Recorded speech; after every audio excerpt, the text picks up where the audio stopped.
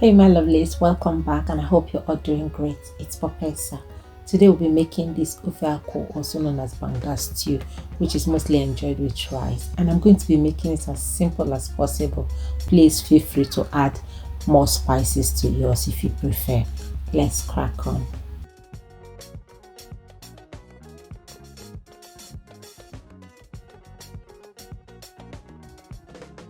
So I'll be using some purple and white onions, and I'm using quite a lot, but you can decide to use it as little as you like.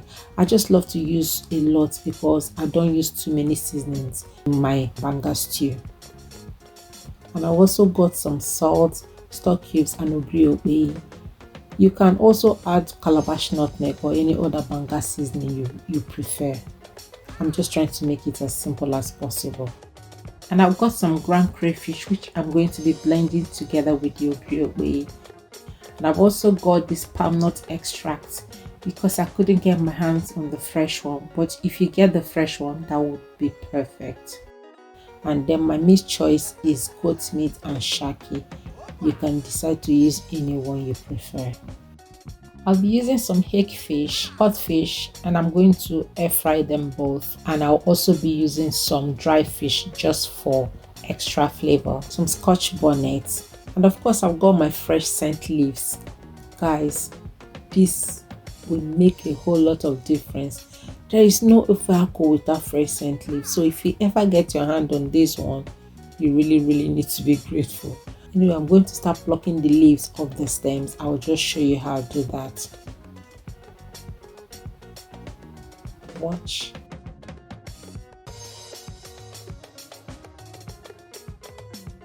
And please make sure not to add the seeds. And then I'm going to start blending the onions I'll be using to boil my meat.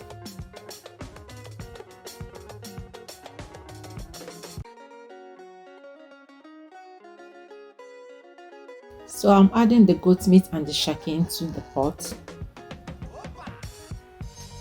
the stock cubes, some onions, and salt. Mix.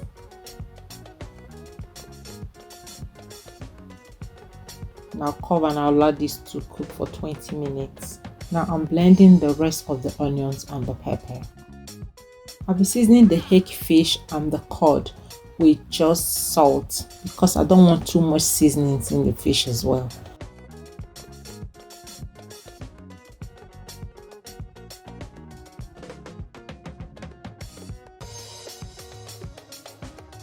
And then I'm blending the Ogiri Okpei with the crayfish.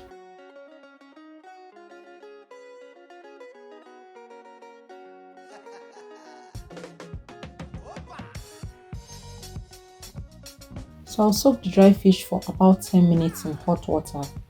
Rinse it out with cold water and then take out all the bones.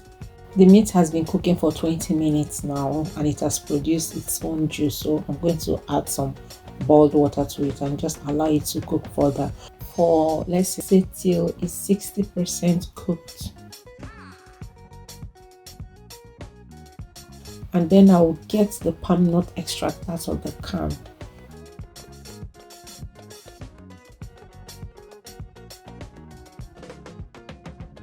Mix it with some hot water just to loosen it up a bit, and then I'll set this aside and allow any particles in it to just settle at the bottom.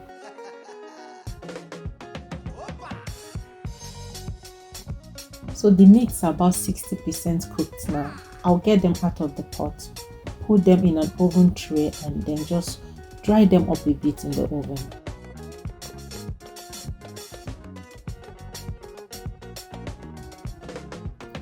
But of course, this is optional. You don't have to grill or dry your meat before cooking. And then I'll be cutting the scent leaves into smaller sizes.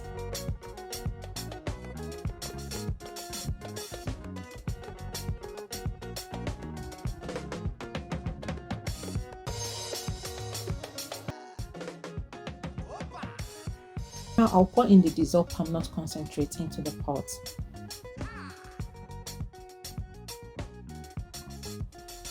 And as you can see, there are no particles settling at the bottom. I'm showing this because a lot of people have complained about the ones that they use. I've been using this brand and I've not had any issues. This is not sponsored, just sharing.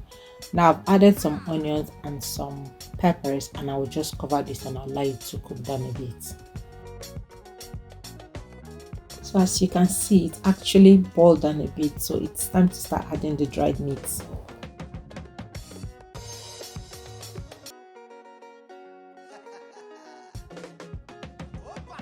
Adding the dried fish, the ground crayfish and Ogiri Okpei. Give this a good mix.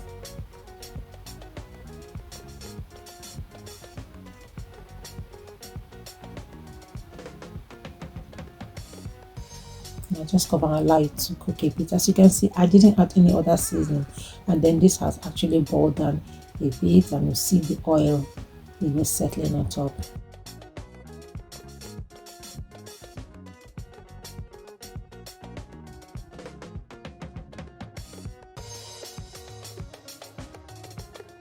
And it's time to start adding the air fried fish.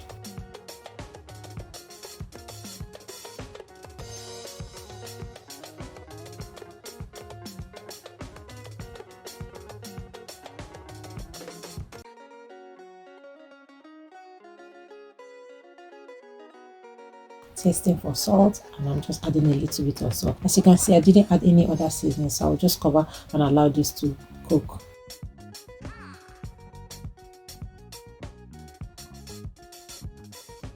So this has cooked for 15 minutes. As you can see, the oil is floating on top, so I'll scoop some out and put them in a container and just store it in the fridge for later use.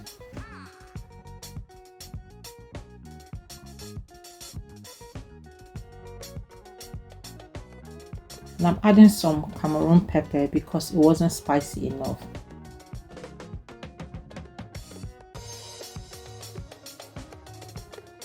And then I'll add some more water just to loosen it up a bit, because this is supposed to be a lighter version of banga soup. Some people like it watery, but I like it a little bit thicker.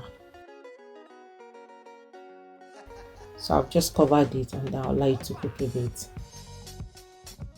Now add the scent leaves, turn off the heat, and then I'll just allow it to sit for like a minute or two before I start dishing.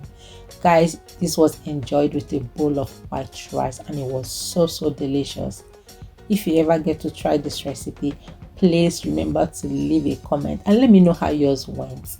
I've also got another banga recipe you might want to check out, so I'll be leaving the link up, so please check it out. And I thank you for always coming back to watch my videos, for your comments, for your likes, for your shares.